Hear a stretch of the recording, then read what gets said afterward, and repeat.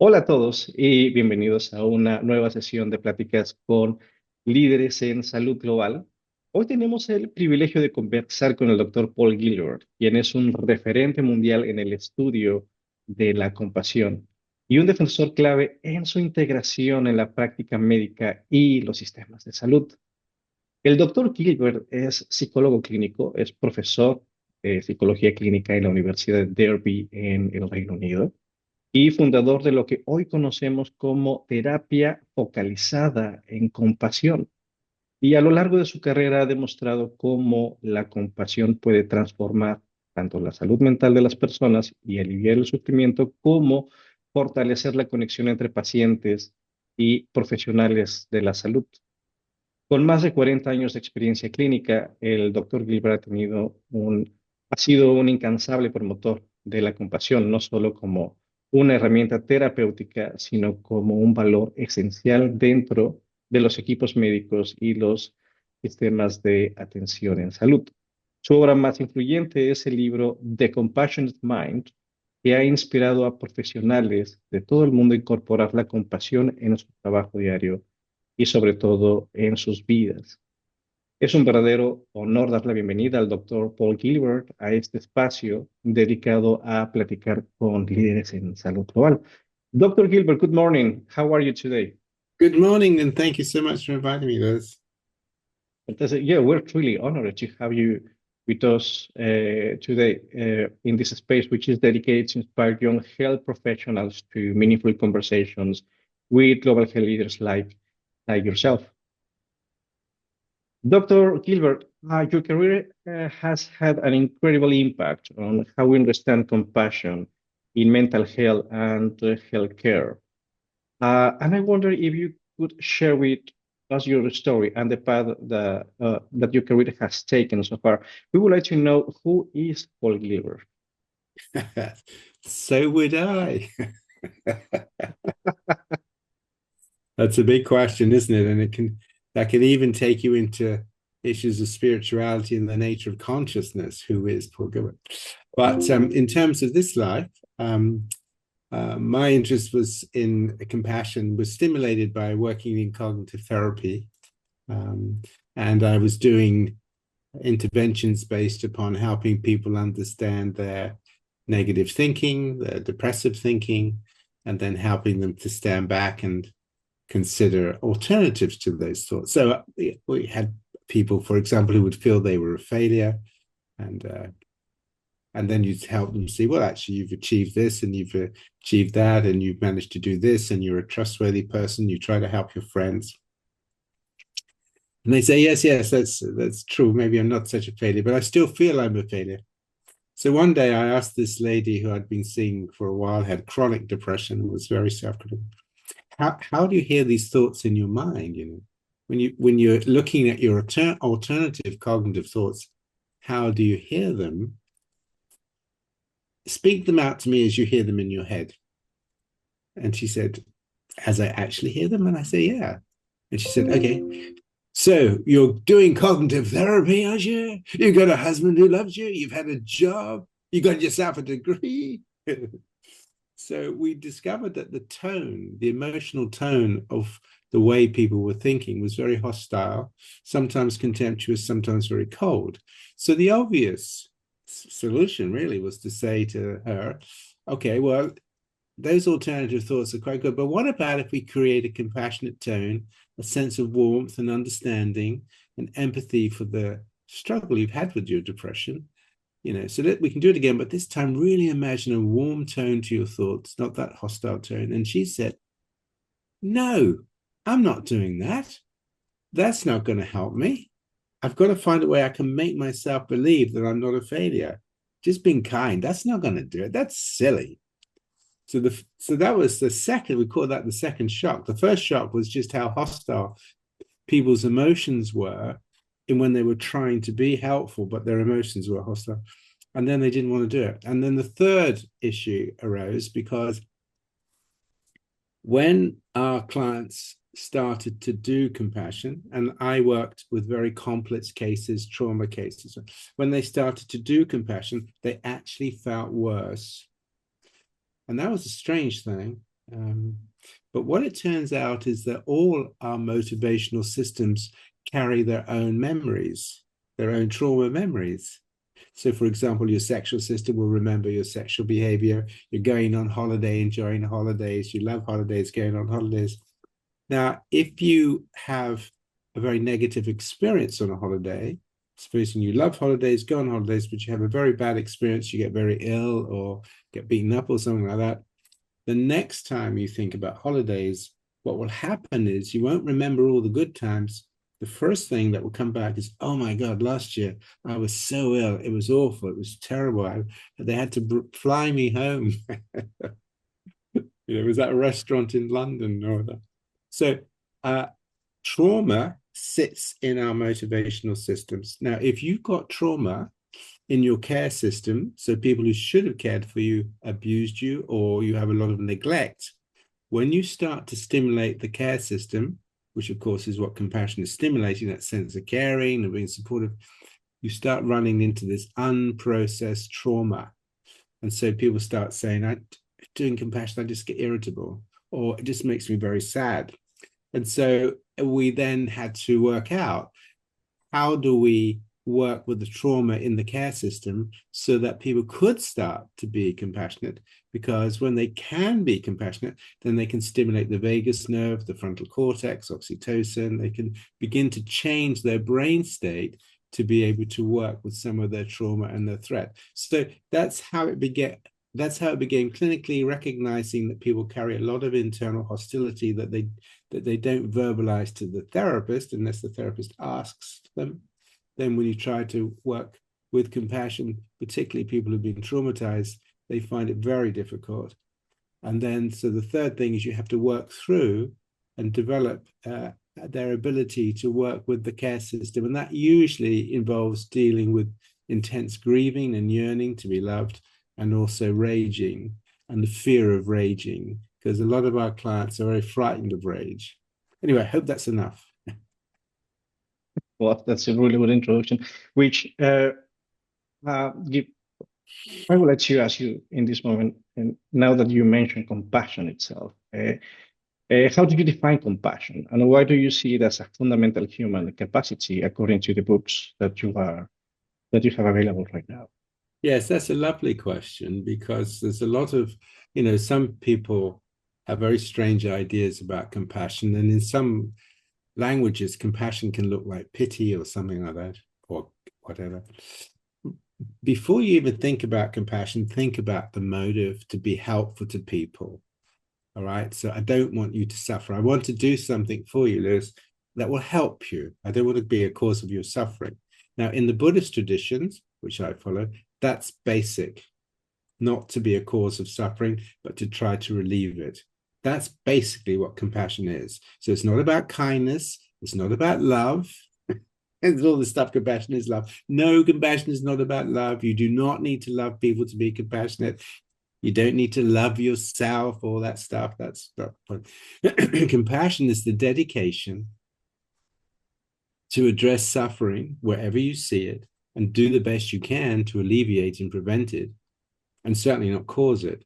And that's important, because the human brain is potentially very nasty. We can do some horrible things. We're a nasty species. If you look what's happening in the world right now, in Gaza and other places, humans do some very bad things to each other. And we have over thousands of years in our tortures and holocausts and all those things. So humans have the potential to be pretty nasty. So we commit ourselves to understanding our minds, to be mindful, so that we try as best we can to live to be helpful, not harmful. That's the self-compassion to ourselves and to others. So compassion, definition of compassion, therefore, is sensitivity to suffering. You be sensitive and engaged. You don't just turn your eyes away, with a commitment to try to do something about it. Now, all of your colleagues who are working to help other people, that's basically what they're doing. They are already doing compassion. That's what you're doing. If you are orientated to be helpful to people as best you can, that is compassion. The rest of it is, how do you do it? What gets in the way? What stops you from being compassionate? So the rest of the therapy really is really all the skills about compassion. But most people in our profession, they are compassion orientated. Right. Right. Actually, medicine at its core aims to alleviate suffering. So why? Well, I would like to explore why it's so important for healthcare professionals to embrace compassion as a central philosophy in their daily practice. Well, it's a wonderful question for two reasons, really. One is compassion for your clients, because sometimes you don't always like your clients. And also, there are skills for compassion. How do you become empathic? How do you become emotionally tolerant? Are you somebody that tries to rescue your client, or are you somebody that can work through? How do you sit with people who feel hopeless? Okay, so there are many skills to compassion, right? Just like there are skills to any therapy, there are skills to compassion therapy. And then the second aspect is, how do you become compassionate to yourself when things are not going so well? Because we know that sometimes mental health professionals are struggling with hearing about a lot of suffering. That's what our work is. Every day we listen to suffering, and sometimes we can't quite do it as well as we would like. So we can become self-critical, or maybe things at home, we're self-critical, or maybe we're vulnerable to depression or whatever. So compassion then is about, how do we treat ourselves in a way that is going to help us function at our best, help us to feel good with ourselves, not bad with ourselves. How do we support ourselves in times of difficulty, times of stress, times of worry? So compassion is learning how to address yourself in such a way that you facilitate your mind to flourish. It's about flourishing, really, as opposed to being critical, disappointed, depressed, overworking, not looking after yourself, eating too much, all of those things. Right. Well, when we practice compassion, we can see also some direct effects in ourselves and also patients or clients. Um, how can compassion improve these outcomes for both professionals and patients? What have you seen during your experience as a clinician? It's an excellent point, because we now know that compassionate interactions have major physiological effects in the brain and the body, right? Take this interview. Now, supposing I was saying to you, oh, okay, look, I haven't got a lot of time for this. Can we get on? Look, it's a bit of a nuisance having to do this interview, but okay, what do you want to know? Now, that kind of communication is going to make you, that will stir up your stress system, right? Okay. But if I would say to you, it's an honor and a privilege to do this talk with you, because it is, and thank you so much for asking me, and that people can listen to me in Brazil, and I have a smiling face, that will have a very different physiological effect on you. Now you will relax, now you will start to enjoy the interview, you'll think in a different way. So that's an extreme case to show that our interpersonal relationships have major physiological impacts. Even a facial smile, a facial voice, a facial smile, facial expression, a voice tone, a way of being, just a way of being with somebody, you're physiologically impacting them. Even walking down the street and just looking at somebody and smiling and nodding, they smile back. You've done something in their brain, right? So compassion is not just being nice. Compassion is having a massive impact on people's physiological states.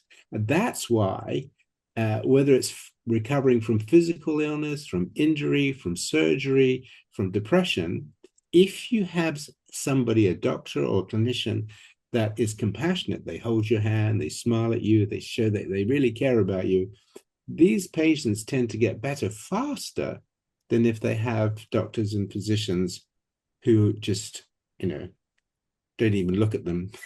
Just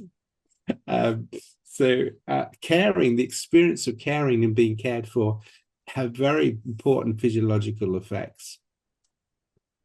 Right.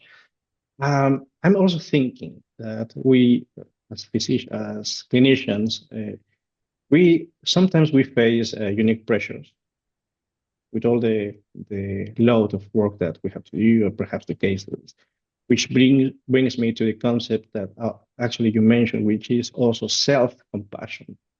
Why do you think self-compassion is so critical for healthcare providers, especially in our daily practice? It's very important for a number of reasons. One, because self-compassion is constantly stimulating positive physiological systems within you, whereas your work will be constantly stimulating your stress system. So at a physiological level, practicing compassion is a way of balancing what your job is doing to you, stimulating your stress system, with bringing your system back into some sort of balance, right? That's the first thing. The second thing is compassion will help you at those points where things are difficult. It helps you think, it'll help you slow down.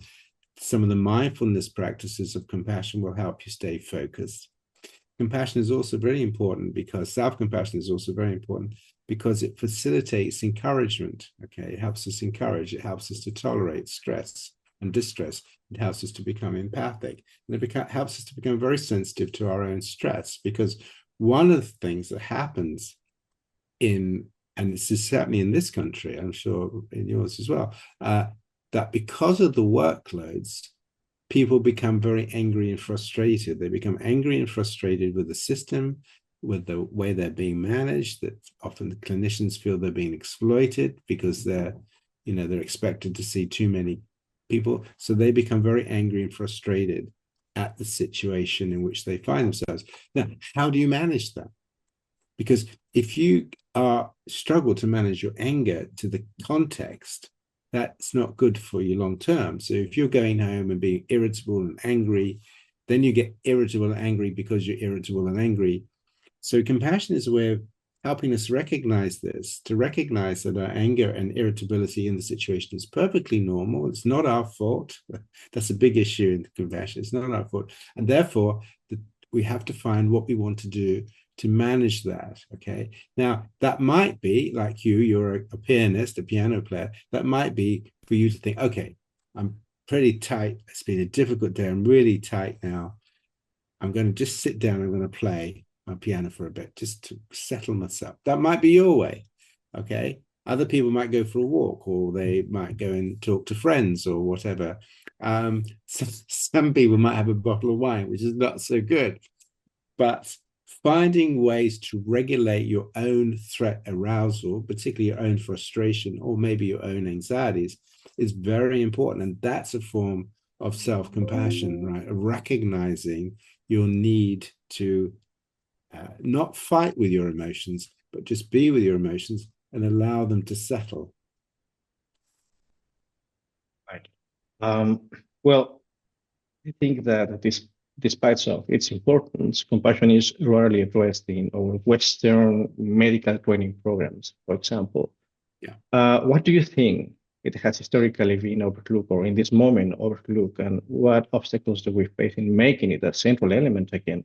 I mean, it's philosophically is part of the central element of our practice. Yes, very much. It's very much so. So the first thing is to recognize that compassion is not about weakness or being silly or blah, blah, all of this stuff, or about love or what. It's not about that. Compassion is about motive. And as a motive, there are two parts to it. One is the stimulus sensitivity, like, okay, it's like it takes keeping safe, right? That's got two parts. First of all, you got to detect a threat, then you got to respond. Compassion is the same. We have to detect suffering, and then we have to know how to respond. Now, we can misunderstand suffering, and we can misunderstand the response. So what's crucial then is to bring that into our understanding that psychotherapy, or indeed medicine, is abnormal. It's a completely abnormal thing to be doing.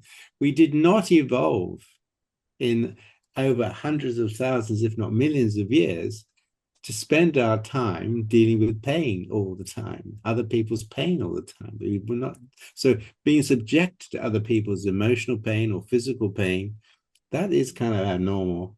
So it's recognizing that as clinicians, we are being subjected to a certain kind of distress in the mind of the other, which is, quite abnormal. So how do we manage that? how do you manage that? So compassion really is about this ability to begin to recognize the emotional impact the work has on you. Now, in years gone past, when they had the macho view of medicine, you just had to carry on with it. It's just your job. You just keep going, right? And you were really almost in denial about the emotional impact dealing with suffering every day has on you. Now there are things called sports rounds. I don't know if you've heard of sports rounds, which are designed for clinicians to come together to talk about their feelings of dealing with clients who would, maybe if surgeons, clients who are dying on them, concerns that maybe the operation didn't go quite right, and so on and so on. So, how do we deal with clients who kill themselves, right? Or how do we deal with clients that are trapped in domestic violence? We can't get them out. So there are many, many areas of our work which are very distressing. How do we deal with that? Who do we talk to? So compassion also suggests that we create more caring contexts for us to do our jobs, for us to do our work. In other words, we create contexts between each other that we can talk about our feelings without feeling that we're being weak or stupid or we shouldn't have them. We've just got to, So compassion actually is a way, self-compassion is a way of recognizing not only one's own needs for dealing with the stress that arises when you deal with distress, it's also about recognizing your needs to have other people share with you and support you to enable you to continue doing the wonderful work you do.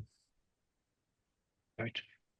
Well, now perhaps just talking a little bit about the capacity not or with ourselves, with our patients or clients, but talking about perhaps the situation. I'm thinking about global health, for example. I wonder if compassion or your perspective about how can compassion serve as a practical element to address systemic inequalities that we also face with our clients, like including, for example, disparities in health access or cultural biases, different disparities that the people that we see in our practice actually it's victim of. It's so. Could you say the last part again? Yeah, I mean, I'm wondering if how can compassion serve as element to address systemic inequalities that we face with our clients? Yes, that's a wonderful point, right? So look, we have lots of different motivations. So we can be motivated to make a lot of money. We can be motivated just to focus on our own family, not worried about anybody else, and so on. So we have lots of different motivations. So the first thing then is compassion is a motivation. And that motivation is to be sensitive to and to address the causes of suffering. What we have in our capitalist cultures is not that. In capitalist cultures, it is to compete as much as we can, to make as much money as we can, regardless of the harm it does to people. So what we all know, that the richest people in the world have got substantially richer in the last 5 years, and they're using their money in political ways that are quite harmful, right? That's a big issue. So the ways in which we operate in our world today is not based on compassion at all. It's based on competitiveness. And so what we have to do is in global health and the global movement is to say that competitiveness, actually, if you look at competitive societies, they have more mental health, they have more criminality, and so on and so on. So compassion really is a motive to how can we as a species of humans create the conditions where we can flourish, we can do well. We're not saying we shouldn't compete or whatever, we can do well, but we actually constantly focus on not causing harm. So in this country, we have a group called Compassion in Politics. And one of the things we're trying to get there is for politicians to not pass laws that knowingly will cause harm to those least able to defend themselves. When we went through the austerity in our country after the banking crisis, the government brought in ways of dealing with that crisis that knowingly were going to hit the poorest of the community and not the richest of the community. Now, that's wrong. That's simply wrong.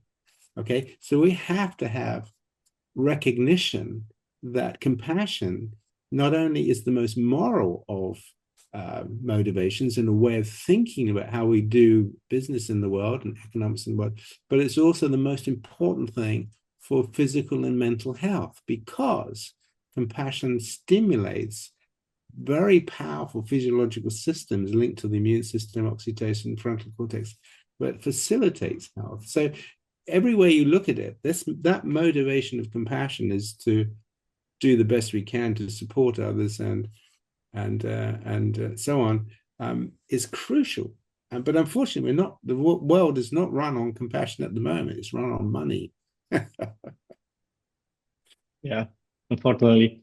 Well, Professor, finally, for the audience watching this conversation today, I would like to focus on what they can take away from this conversation.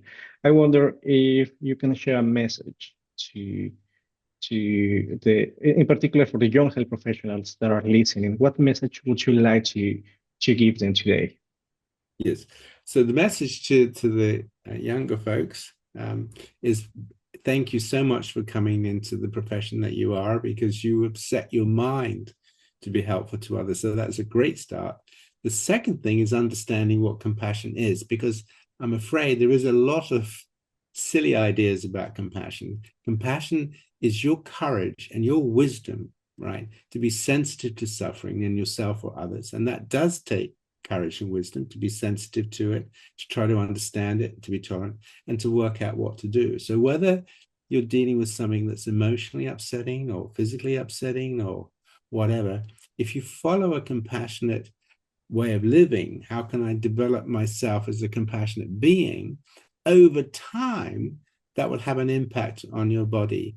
And we're doing research. And over time, if you practice compassion, do compassion practices, and there's quite a few on our website if you want to go and have a look at them, how to breathe, how to focus your attention.